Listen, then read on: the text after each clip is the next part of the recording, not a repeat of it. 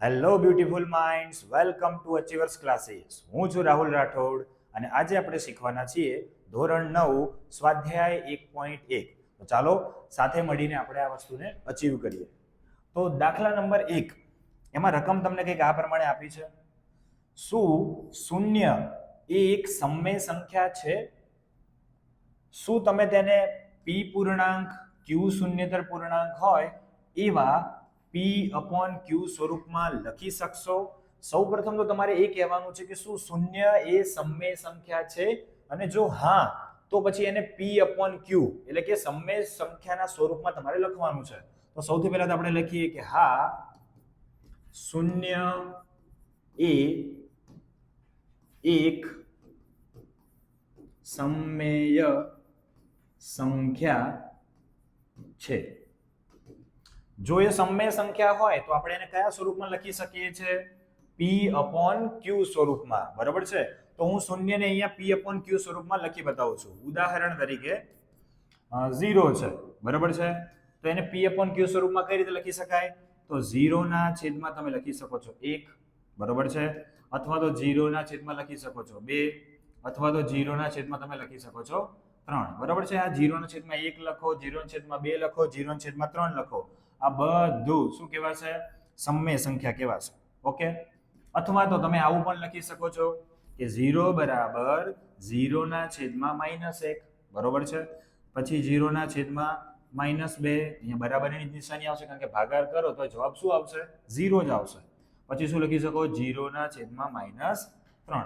તો જો શૂન્યને આપણે p/q સ્વરૂપમાં લખી શકીએ છીએ, મતલબ કે શૂન્ય એ એક સમમેય સંખ્યા છે. ચાલો જોઈએ દાખલા નંબર 2. દાખલા નંબર 2 માં આપણને પ્રશ્ન કંઈક આવો આપ્યો છે કે 3 અને 4 વચ્ચેની 6 સમમેય સંખ્યા શોધો. જુઓ અહીંયા કેટલી સમમેય સંખ્યા શોધવાની કીધી છે આપણને? 6 સમમેય સંખ્યા. જો સમમેય સંખ્યા શોધવાનું કહે તો કઈ રીતે દાખલો ગણવાનો? 6 કીધું હોય તો સૌપ્રથમ શું કરવાનું? 6 + 1 બરાબર 7. બરોબર છે. કોની વચ્ચેની મેળવવાની છે? તો કે 3 અને 4 વચ્ચેની. બરોબર છે. હવે 6 સમમેય સંખ્યા કીધી એટલે 6 + 1 કરીશું તો બરાબર 7 આવ્યું. હવે જે આ 7 આવે છે એના વડે તમારે આ બંને સંખ્યાને ઉપર નીચે ગુણવાના. જો આને 7 વડે ઉપર ગુણું છું, 7 વડે નીચે. સેમ ટુ સેમ આને પણ 7 વડે ઉપર ગુણું છું, 7 વડે નીચે. 3 સિત્તા કેટલા થશે? 21. એના છેદમાં શું આવશે? 7. અને 4 સિત્તા કેટલા થશે? 28. અને એના છેદમાં 7. હવે તમને એવું થશે કે આ સંખ્યા તો આપણે બદલી નાખી કહેવાય. ના, એવું નથી. 21 ને તમે 7 વડે ભાગો એટલે 7 તરી 21. તો ફરી પાછા શું આવી ગયા? 3 આવી ગયા. 28 ને 7 વડે ભાગો એટલે શું થાય? 7 ચોક 28. તો 4 ફરી પાછા આવી ગયા. બરોબર છે. તો 3 ને 21/7 લખી શકાય અને 4 ને 28/7 લખી શકાય. હવે આપણે 3 અને 4 વચ્ચેની કેટલી સંખ્યાઓ જોઈએ છે? 6 સંખ્યાઓ જોઈએ છે. તો હું લખું છું અહીંયા 21 પછી કઈ સંખ્યા આવશે? તો કે 22/7, પછી 23/7, પછી 24/7, પછી 25/7, એના પછી 26/7 અને એના પછી આવશે 27/7. તો આ સંખ્યાઓ જે છે એ 3 અને 4 વચ્ચેની 6 સમમેય સંખ્યાઓ છે. બરાબર છે. ચાલો હવે આપણે જોઈએ નેક્સ્ટ દાખલો. નેક્સ્ટ દાખલામાં પણ આવી જ રીતે તમને કંઈક આપેલું છે કે 3/5 અને 4/5 એની વચ્ચેની 5 સમમેય સંખ્યા શોધો. જ્યારે સમમેય સંખ્યા કહે તો તમારે આ જ મેથડ યુઝ કરવાની છે. શું કરવાનું? કેટલી શોધવાની કીધી છે? 5 સંખ્યાઓ. તો શું કરીશું? 5 + 1 બરાબર 6. હવે 6 વડે શું કરવાનું? આ બંને સંખ્યાને ઉપર નીચે ગુણીશું આપણે. તો 3/5 અને 4/5. 5 સમમેય સંખ્યા શોધવાની છે એટલે 5 + 1 કરીશું તો જવાબ શું આવે? 6. તો 6 વડે હવે આને ઉપર નીચે ગુણીશું. આને પણ 6 વડે ઉપર અને નીચે ગુણીશું. 3 છંગ 18, 5 છંગ 30. એવી જ રીતે 4 છંગ 24 અને છેદમાં 5 છંગ 30 થશે. તો 18 ના છેદમાં 30 અને બીજી સંખ્યા કઈ આવે છે? 24 ના છેદમાં 30. આ બંનેની વચ્ચેની તમારે 5 સમમેય સંખ્યા લખવાની છે. તો આની વચ્ચેની લખવાની છે. તો 18 પછી કઈ આવે છે? તો 18 પછી આવે છે 19/30. એના પછી આવે 20/30. એના પછી આવે 21/30. એના પછી આવે 22/30 અને છેલ્લી સંખ્યા છે 23/30. આપણી પાસે 5 સંખ્યાઓ છે, જે 5 સંખ્યાઓ આપણને માંગી હતી, બરાબર? આ પહેલી, આ બીજી, આ ત્રીજી, આ ચોથી અને પાંચમી. તો 5 સમમેય સંખ્યાઓ જે આપણને અહીંયા માંગી હતી, આપણે અહીંયા બતાવી દીધી છે. તો જ્યારે સમમેય સંખ્યાઓ તમને પૂછે કોઈની પણ વચ્ચેની, તો જેટલી સંખ્યાઓ પૂછી હોય એના +1 કરવાના અને જે આવે એના વડે ઉપર નીચે ગુણી દેવાના. બરોબર છે?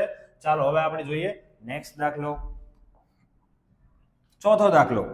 શું છે ચોથો પ્રશ્ન? તો નીચેના વિધાનો સત્ય છે કે અસત્ય છે, સૌપ્રથમ તમારે કહેવાનું છે. ત્યારબાદ કારણ પણ તમારે આપવાનું છે કે ભાઈ કયા કારણને આધારે તમે કહો છો કે આ સત્ય છે કે અસત્ય છે. તો પહેલો પ્રશ્ન શું આપ્યો છે? દરેક પ્રાકૃતિક સંખ્યા એ પૂર્ણ સંખ્યા છે. તો બોલો આ સત્ય છે કે અસત્ય છે? જો આ વસ્તુને સમજવી હોય, યાદ રાખવી હોય, તો મેં મસ્ત મજાની ટ્રીક આની બનાવી છે. તો તમને એ ટ્રીક પહેલા હું સમજાવી દઉં છું કે ધારો કે આપણી પાસે એક લપસણી છે. શું છે? લપસણી છે. આ લપસણી જે છે એમાં તમારે લપસણી ખાવી હોય તો ક્યાંથી ખવાય? નીચેથી ઉપર ખવાય કે ઉપરથી નીચે ખવાય? બરોબર છે? લપસણી તો હંમેશા ઉપરથી નીચેની તરફ ખવાય. તો સૌથી પહેલા કઈ સંખ્યાઓ આવે? તો કે સૌથી પહેલા પ્રાકૃતિક સંખ્યા આવે. પ્રાકૃતિકની શરૂઆત ક્યાંથી થાય? તો કે 1, 2, 3 અનંત સુધી આવશે. પ્રાકૃતિક પછી કોણ આવે? તો કે પૂર્ણ સંખ્યા આવે. પૂર્ણની શરૂઆત ક્યાંથી થાય? તો કે 0 થી. 0, 1, 2, 3 અનંત સુધીની સંખ્યા. પૂર્ણ પછી કોણ આવે? તો કે પૂર્ણાંક સંખ્યાઓ. પૂર્ણાંક સંખ્યામાં શું આવે? તો કે વચ્ચે 0, જમણી બાજુ ધન સંખ્યાઓ અનંત સુધી અને ડાબી બાજુ ઋણ સંખ્યાઓ અનંત સુધી આવે. પૂર્ણાંક પછી શું આવે? તો કે સમમેય સંખ્યા. સમમેય સંખ્યા એટલે શું? તો કે આ પૂર્ણાંક સંખ્યાઓ છે બધાના છેદમાં કંઈ નહીં તો તમે એકડો લખી શકો. જેમ કે -2 તો એના છેદમાં પણ 1 લખાય, -1 ના છેદમાં 1 લખાય, 0 ના છેદમાં 1 લખાય, 1 ના છેદમાં 1 લખાય, 2 ના છેદમાં 1 લખાય. તો આ કયું સ્વરૂપ થયું? P/Q સ્વરૂપ. તો આને કહેવાય સમમેય સંખ્યા. હવે આને યાદ કેવી રીતે રાખવાનું? તો કે લપસણી ઉપરથી નીચે ખવાય પણ નીચેથી ઉપર ના ખવાય. બસ એવી જ રીતે પ્રાકૃતિક સંખ્યાઓ છે એ બધી પૂર્ણ સંખ્યામાં આવી જાય. તમે જોઈ શકો છો 1 થી લઈને અનંત, તો આની અંદર 1 થી લઈને અનંત બધી સંખ્યા આવી જાય છે. એવી જ રીતે પૂર્ણ સંખ્યાઓ પૂર્ણાંકમાં આવી જાય. જો 0 થી લઈને અનંત, તો આની અંદર પણ 0 થી લઈને અનંત સુધીની ધન સંખ્યાઓ આવી જાય. પૂર્ણાંક સંખ્યાઓ પણ બધી સમયમાં આવી જાય છે. જો -2 તો આમાં -2 છે, -1 છે, 0 છે. તો કહેવાનો અર્થ શું છે કે દરેક પ્રાકૃતિક સંખ્યા એ પૂર્ણ સંખ્યા છે. તો પ્રાકૃતિક સંખ્યા એ પૂર્ણ સંખ્યા છે. તો પહેલા શું કીધું? પ્રાકૃતિક સંખ્યા. તો ઉપરથી નીચે જવાય. હા, તો પ્રાકૃતિક સંખ્યા બધી પૂર્ણમાં આવે એટલે દરેક પ્રાકૃતિક સંખ્યા એ પૂર્ણ સંખ્યા છે. પણ નીચેથી ઉપર ના જવાય. જો એવું કહે કે દરેક પૂર્ણ સંખ્યા એ પ્રાકૃતિક સંખ્યા છે તો ખોટું, અસત્ય. પણ ઉપરથી નીચે અવાય, બરાબર? લપસણી ઉપરથી નીચે ખવાય. શું દરેક પ્રાકૃતિક સંખ્યા એ પૂર્ણ સંખ્યા છે? હા છે. શું દરેક પૂર્ણ સંખ્યા એ પૂર્ણાંક સંખ્યા છે? હા છે. શું દરેક પૂર્ણાંક સંખ્યા એ સમમેય સંખ્યા છે? હા છે. પણ જો નીચેથી ઉપર જવાનું કહે તો ખોટું.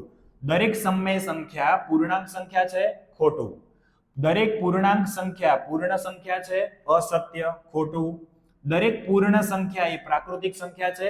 અસત્ય, ખોટું. મતલબ કે લપસણી ઉપરથી નીચે ખવાય, નીચેથી ઉપર ના ખવાય. જો આટલું તમે સમજી લો છો, આ લપસણીને યાદ રાખી લેશો તો આ બધા પ્રશ્નોમાં તમારા માર્ક્સ નહીં કપાય. બરોબર? આ બધું તમને આવડશે. તો ચાલો આપણે પહેલા પ્રશ્નનો જવાબ આપીએ. પહેલો પ્રશ્ન અહીંયા શું છે આપણને આપેલો? તમે જોઈ શકો છો કે અહીંયા શું આપ્યું છે? દરેક પ્રાકૃતિક સંખ્યા એ પૂર્ણ સંખ્યા છે. તો પ્રાકૃતિક સંખ્યા ઉપર છે, ઉપરથી નીચે જવાય. દરેક પ્રાકૃતિક સંખ્યા એ પૂર્ણ સંખ્યા છે? હા છે. તો અહીંયા સૌથી પહેલા શું લખીશું કે આ વિધાન સત્ય છે. આ વિધાન સત્ય છે. ચલો એનું કારણ આપો. તો શું કારણ આપીશું? તો કે પ્રાકૃતિક સંખ્યાઓનો સમાવેશ પૂર્ણ સંખ્યામાં થઈ જાય છે. તો અહીંયા લખીશું કારણ કે દરેક પ્રાકૃતિક સંખ્યાનો સમાવેશ પૂર્ણ સંખ્યામાં થાય છે. બરોબર, આપણો પહેલો પ્રશ્ન પૂરો થાય છે. ચલો બીજો પ્રશ્ન છે, એનો શું જવાબ આવશે? તો દરેક પૂર્ણાંક ક્યાં છે? આ રહ્યું. એ પૂર્ણ સંખ્યા છે. પૂર્ણ સંખ્યા ક્યાં છે? આ રહ્યું. પહેલા પૂર્ણાંક કીધું અને પછી પૂર્ણ કીધું, તો નીચેથી ઉપર ના જવાય. બરાબર, તો અસત્ય છે.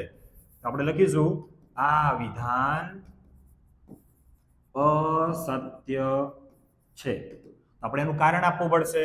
તો કારણ લખીએ. કારણ કે પૂર્ણાંક સંખ્યામાં શું આવે? પૂર્ણાંક સંખ્યામાં તમે જોઈ શકો છો માઇનસ વાળી સંખ્યાઓ આવે છે, ઋણ સંખ્યાઓ. પણ પૂર્ણ સંખ્યામાં કોઈ જ સંખ્યા ઋણ નથી. તો અહીંયા લખીશું કારણ કે -1 એ પૂર્ણાંક સંખ્યા છે, પરંતુ પૂર્ણ સંખ્યા નથી. બરાબર છે? -1 એ પૂર્ણાંક સંખ્યા છે પણ પૂર્ણ સંખ્યા નથી. ત્રીજા પ્રશ્નમાં શું કહે છે? આપણે જોઈએ ત્રીજો પ્રશ્ન. દરેક સમય સંખ્યા ક્યાં છે? આ રહી સમય સંખ્યા. એ પૂર્ણ સંખ્યા છે. પૂર્ણ સંખ્યા ક્યાં છે? તો કે ઉપરની સાઈડ છે. તો પહેલા સમય સંખ્યા આવે છે, પછી શું આવે છે? પૂર્ણ સંખ્યા. તો દરેક સમય સંખ્યા એ પૂર્ણ સંખ્યા છે, નીચેથી ઉપર ના જવાય. તો અસત્ય છે. તો આપણે લખીશું આ વિધાન અસત્ય છે, કારણ કે જો પહેલા સમય સંખ્યા લખ્યું છે તો સમય સંખ્યાનું ઉદાહરણ આપીએ. કારણ કે 1/2 એ